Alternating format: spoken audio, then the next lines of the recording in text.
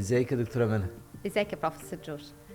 النهارده هنتكلم على مش انا وبس. مش انا وبس، يعني انا وجزء من المجتمع، انا بالظبط. وغيري. بالظبط. بصي، ده موضوع مهم قوي.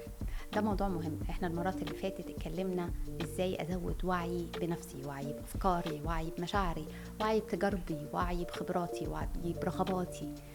النهارده عايزين نحافظ على كل ده، وفي نفس الوقت نضيف له فكره ان انا كمان ابقى واعي بالمجتمع والناس اللي عايشين حواليا.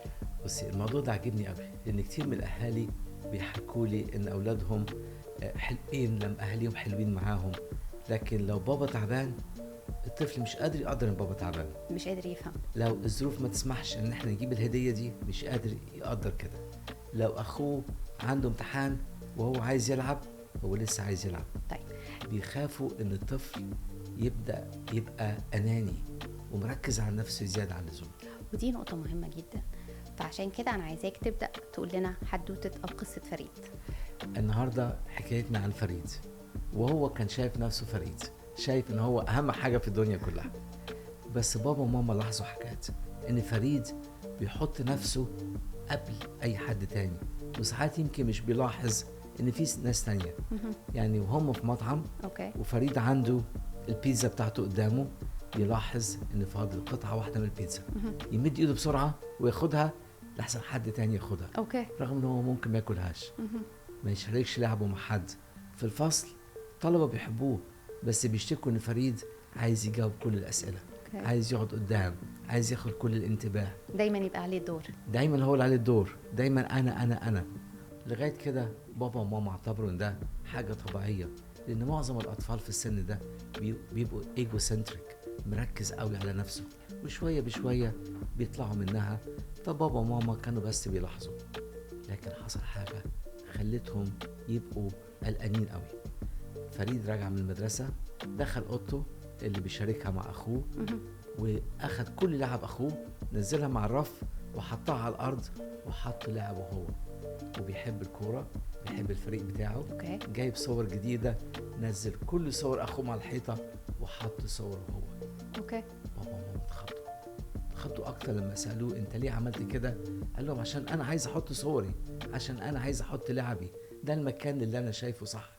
لكن فريد ما قدرش يحس باخوه، ما عملش حسابه. ما عملش حسابه، واللي اكتر من كده ما فهمش ان اخوه ليه جزء من الأوضة. مش بس كده، ان اخوه هيحس بايه وهو بيشيل كل حاجته قدامه وعمال يقطعها او يرميها او حتى يحطها على جنب، حتى لو بيحطها باحترام وبالراحه، بس بيشيل حاجته. بالظبط. ودي برضو زي ما بنتكلم في الحلقات بتاعتنا، ان التربية هي تشكيل المستقبل. انا قلقان على فريد لما يروح الجامعة ويتعامل مع ناس في الجامعة، قلقان قوي على فريد لما يتجوز، لما يبقى عنده اطفال. هيفضل طول عمره بالطريقة دي، ولا ممكن ان احنا نغير فريد ونشكله بطريقة تانية؟ هي دي النقطة المهمة، واحنا عايزين نتعامل مع موضوع المشاركة والإحساس بالناس على إنها مهارة. مش الناس عادة بتشوف الموضوع ده على إنه سلوك أو عيب في الشخصية، أو جزء من الشخصية، فعلا بس عيب في الشخصية. الحقيقة إن حتى المهارة دي ليها أصل عصبي جوه عقلنا. كلنا عندنا احتياج إن احنا نشوف الناس اللي حوالينا فرحانين، إن احنا نساعدهم، إن احنا نشاركهم حاجات كتير. بس اللي بيحصل ان هي زي ما هي مهارة، زي هقولك مثلا صعوبات التعلم، الاولاد اللي عندهم مشاكل في القراية والكتابة، اللي شايفين او حاسين ان هم متأخرين عن بقية الاولاد اللي في عمرهم او في المرحلة الدراسية، بنقول لهم ايه؟ اتمرن اتمرن اتمرن اتمرن اتمرن عشان اطور الملكة او القدرة دي في عقله. انا عايزة الناس تتعامل مع فكرة المشاركة، او ان فريد مش قادر يشوف وجهة نظر الاخر برضو على انها مهارة انا محتاجة اشغلها ودعمها واساعده ان هو يتمرن عليها. بس انت النهاردة بتقولي ان المهارة ديت، مهارة المشاركة او الاحساس بالغير، ليها جزء في المخ، ليها نيورو ساينس، ليها جزء عصبي، ليها كود عصبي. اوكي. الدراسات ورتنا او اتعلمتنا. هديلك مثال، يعني مثلا لما بتشوف حد بيشرب، انا ماسكه الكوبايه وبدات اشرب، احس ان انا عطشان، انا كمان عايز اشرب، افتكر ان انا عطشت. هتعمل ايه لو انا بدات اتاوب؟ معظمنا هيبدا يتاوب هو كمان، او على الاقل هتسال نفسك انا عايز انام ولا لا. يعني الحركه دي مربوطه في عقلك بوظيفه، ودي حاجه هما بيسموها الميرور نيورونز او الخلايا العصبيه العكسه. زي المرايات. زي المرايات. ان عقلي بيعكس الحاجه اللي هو شايفها قدامي. مش بس كده، في جزء من السكولرز او الدارسين بيسموا دي السبونج نيورونز، او الخلايا العصبيه الممتصه او اللي بتمتص، او الاسفنجيه. فهم بيسموها الاسفنجيه كمان لسبب لطيف قوي، بس انا هقوله لك في حدوته. لو انت قاعد تتفرج على التلفزيون وبعدين شايف واحد ماشي بمنشار وعمال يقطع في حاجه، وبعد شويه بيدق مسمار، وبعد شويه ماسك المسمار وراح دم نازل على ايده، انت هتحس بايه؟ حس بالالم في صبعي بالظبط كده، او عايز تشيل صباعك، او فهمت بالالم، او وشك عمل كده غصب عنك من غير حتى ما تفكر، انت بس شايفه، انت مش حاسس بالالم، بس جسمك وعقلك فاهم المشاعر دي عباره عن ايه. بيتشرب الاحساس، بيتشرب الاحساس دوت. فلما بيكون وظيفه او حاجه احنا متعودين عليها وفاهمينها وعارفين ايه الهدف منها، عاده عقلنا بيتفاعل معاها. وعلى فكره ده جزء كبير جدا من الدعايه. الإعلانات بتاعت، يعني مثلا تخيل لو أي حاجة من السلسلة المطاعم الكبيرة لما بيجيبوا لك عيلة واحدة بتاكل، هل بيجيبوهم هما بيتخانقوا مع بعض وعمالين يتشكلوا مع بعض؟ سعداء ومبسوطين بالأكل يعني. بالظبط، علشان أربط في عقلك الوجبة دي أو السلسلة دي بالسعادة. لما بعلن لك عن عربية جديدة، هل بقول لك طبعا بنقول اقوى واجمد واسرع واحدث حاجه وكل حاجه، بس بيوري لك واحد لابس شيك وشكله ظريف وبيحتفل بالعربيه وقد ايه هو مبسوط وانها غيرت حياته، وان الرحله مشيت بطريقه سموث طول الوقت. طبعا لازم علشان اربط في عقلك العربيه او المنتج ده بحاجه ايجابيه، وانا باخد الاحساس دوت ويخش جوايا وبنصدقه لحد كبير طبعا، على قد ما احنا كمان عايزين نصدقه او عشناه او جربناه او شفناه او كرر. عشان كده الاعلانات متكرره وبتيجي كتير. احنا عندنا الخلايا العصبيه العاكسه زي المرايات، وعندنا الخلايا العصبيه الاسفنجيه اللي بتتشرب الاحساس، فده بيأثر عليا. ازاي انا ارجع واعلم ابني ان مش انا وبس؟ هي دي النقطه، ازاي استغل معرفتي بتطور العقل زي كل مرة في ان انا اشكل استراتيجية او اشكل حياتي ان انا اساعد ولد زي فريد ان هو يفهم ويستوعب وجهة نظر الاخر. احنا عارفين ان اكتر حاجة بتأثر في الناس هي التجارب اللي بيعيشوها بالظبط، وفي الموضوع ده بالذات اكتر حاجة عيني هتشوفها او خبرة هعيشها مع الناس وفي العلاقات اللي حواليا، هو ده اكتر حاجة هتأثر فيا وتخليني افهم الناس اللي حواليا. يعني الاستراتيجية بتاعتنا هي لعب، قبول، فضول، وتعاطف.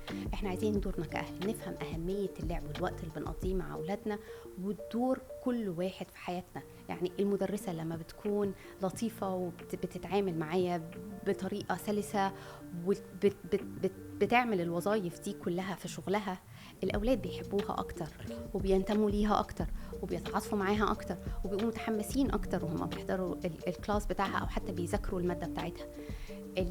المدرب بتاع السباحة أو اللي بيعلمني تنس برضو لو بيديني تعليمات وروح وتعالى واجري، لا أنت بطيء النهاردة، هو أنت إيه اللي حصل لك، غير خالص لما يبقى لطيف وظريف ودمه خفيف وبنهزر مع بعض وبنلعب. حتى في البيت نرجع للعب. لو عملنا لعبة كل يوم مع بعض حياتنا كلها تتغير. كنت بتعامل مع عيلة وسمعوا عن الاستراتيجية بتاعتنا وبدأوا باللعب وعملوا حاجة ظريفة قوي. دايما الطلوع من العربية للبيت مأساة فعلا. اللي شايل الشنطة، اللي بيفكر في الواجب، اللي عايز ينام واللي جعان. ماما عملت لعبة على السلالم، مين اللي يسبق؟ دي فكرة حلوة قوي. وبدأوا يجروا على السلالم، بدأت اللعبة بتاعتهم تبقى هي الأساس وداخلين البيت فرحانين. فبدل ما أنا بديهم تعليمات هم حريصين إن هم يشتركوا في اللعبة. بالظبط.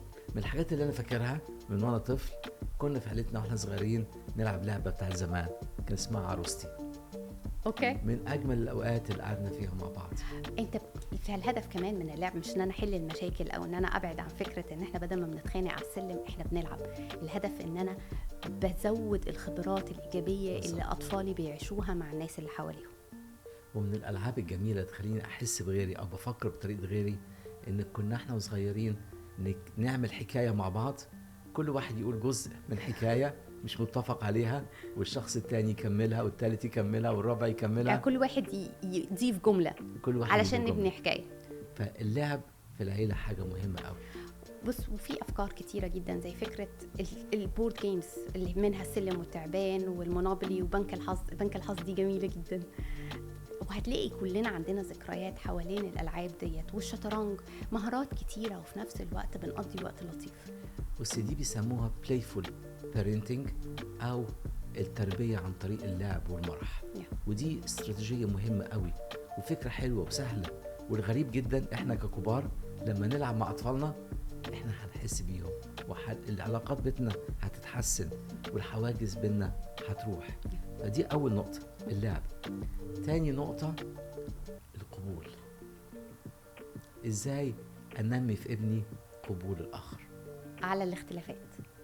مهم قوي كمان اللغة اللي أنا بتكلم بيها عن أي حد مختلف عني، لأن ده بيطبق وبينعكس في حاجات كتيرة جدا.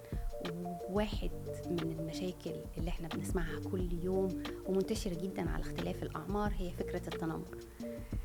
عارف، احنا لو متقبلين بعض وبنتكلم دايما على فكرة التقبل وبنتعامل مع بعض بتعاطف أيا كان ثقافتنا، خلفيتنا، لوننا، شكلنا، اللغة اللي بنتكلم بيها، الأولاد كمان هيقلدوا ده. بالظبط. بس أنا كمان لازم أعمل كده ولازم أقبل أولادي.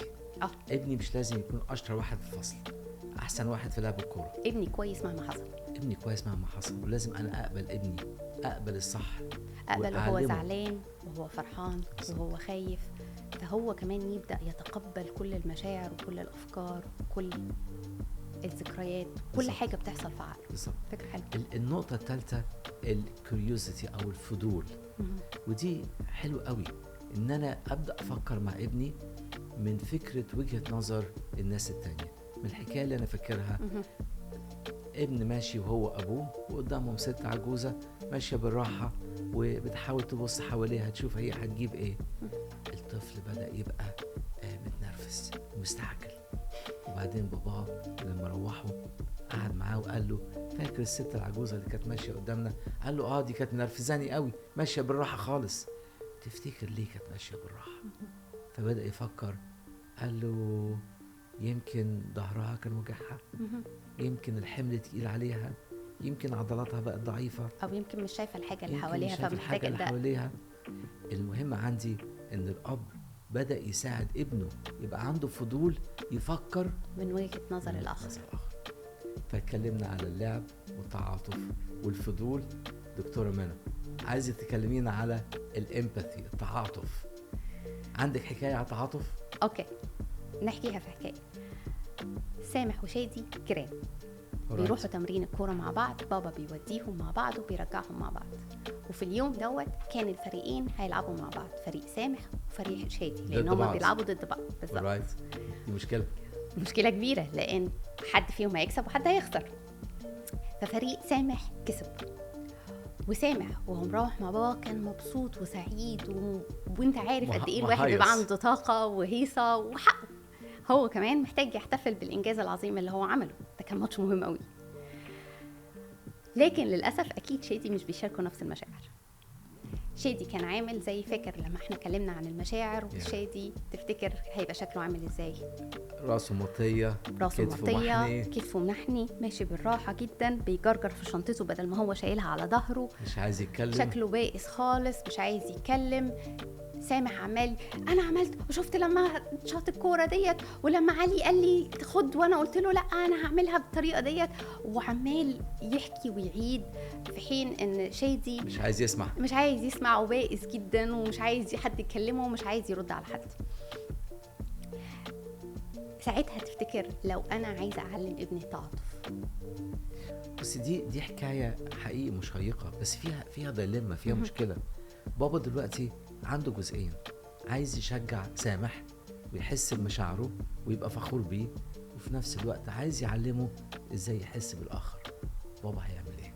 بص، زي ما احنا قلنا كتير، ان مفيش حل سحري لكل المواقف، بس اللي بيعتمد واللي بيقول لي دلوقتي انا المفروض اعمل ايه، مش مفروض او مش صح والغلط ومش ابيض واسود، بس اللي بيديني افكار هو فكره انا عايزه انمي ايه بالظبط. فمهم قوي ان انا احتفل مع ابني علشان هو عمل انجاز وده حاجه مهمه، واتنطط معاه واقول له انا فخور قوي بيك، برافو عليك، طبعا. انت عملت حلو قوي، واسمع هو عايز يحكي لي ايه، شفت لما عملت كده، شفت لما عملت كده، واديله المساحه ديت، علشان كمان ده جزء من حتى اللي احنا بنتكلم عنه النهارده، فكره التقبل واحساسه بذاته. واحساسه بذاته بالظبط، اللي انا متقبله حتى وهو فرحان وكل اللي بيحصل معاه وافكاره ومشاعره وكل حاجه بتحصل معاه، لان انا كمان محتاج اموديل ده او ان انا اوريه له ده وفكره تقبلي ليه. والحاجه التانية اللي احنا عايزين او الجزء اللي احنا بنتكلم عنه فكره التعاطف. بعد كده بستغل فرصه ان انا بقول له ايه ده، بص شادي، تفتكر ايه اللي بيحصل معاه، واشوف هل هيبدأ ياخد باله ان شادي هيفهم ولا لا، هيفهم ولا لا، هل هياخد باله ايه ده، بص ده هو ده باصص لتحت، ايه ده كتفه واقع، ايه ده بيجر شنطته بدل ما هو شايلها. ما كانش بيتكلم كتير، كان ساكت. وما كانش بيتكلم كتير، كان ساكت وكان هادي قوي. تفتكر كان ايه اللي بيحصل معاه؟ بحاول بقدر الامكان ان انا اسير فضوله. يعني انا مش بديله الاجابه، لكن بساعده ان يفكر ايه اللي حاصل للاخر. وبعد كده لو خد باله او قدر ينقل معايا وبدأ يقول شادي اتضايق او كذا، ببدأ اساعده فعلا، طيب تفتكر هو حس بايه، تفتكر ايه افكاره، وبرضه اساعده تاني زي ما اتكلمنا عن المشاعر، ان انا اعبر واخد بالي علشان نقدر ننقل ده من نفسي بس لكمان اشكال الناس، ملامحهم، لغة جسدهم، واقرا ده في الناس اللي حواليا. وممكن كمان انقل على خطوة تانية، ان انا اسأله ازاي ايه اللي ممكن اعمله لشادي ان انا اهون عليه. دي فكرة حلوة قوي. طيب احنا النهاردة نقلنا من احساسي بذاتي، وعي بذاتي، لوعي بالاخر تحت حلقتنا مش انا وبس. احنا النهاردة بنتعلم ازاي انا جزء من احنا، علشان نطور المجتمع اللي احنا عايشين فيه. احنا اتكلمنا على مش انا وبس، هنشوفكم الاسبوع الجاي.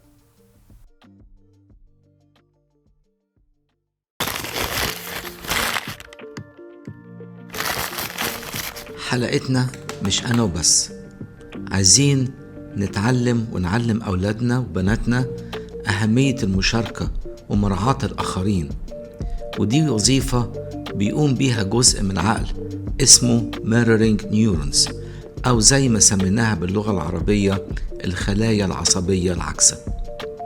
الأعصاب دي هي اللي بتخلينا نقلد التصرفات اللي بتحصل قدامنا ونفهم إيه وظيفتها في حياتنا ومعناها. عن طريقها ممكن نحسن قدرة الأطفال على فهم مشاعر الناس اللي قدامهم وتقدير الآخرين. الاستراتيجيات معتمدة أن الأطفال هيتعلموا عن طريق المعايشة والاختبار، وبنستعمل في الموضوع ده أكتر وقت اللعب. 1. وقت اللعب بشجعه أنه يشارك. 2. بفكره أنه يتقبل الآخر حتى مع وجود اختلاف. 3. ألعب معاه ألعاب تثير فضوله، يعني أحكي له فزورة أو أديله قصة وأخليه يعكس إيه المشاعر بتاعة الشخصيات المختلفة اللي في القصة. 4. التعاطف، أوريه إزاي ممكن نعكس مشاعر شخص تاني حتى لو إحنا مش في نفس الموقف بتاعه.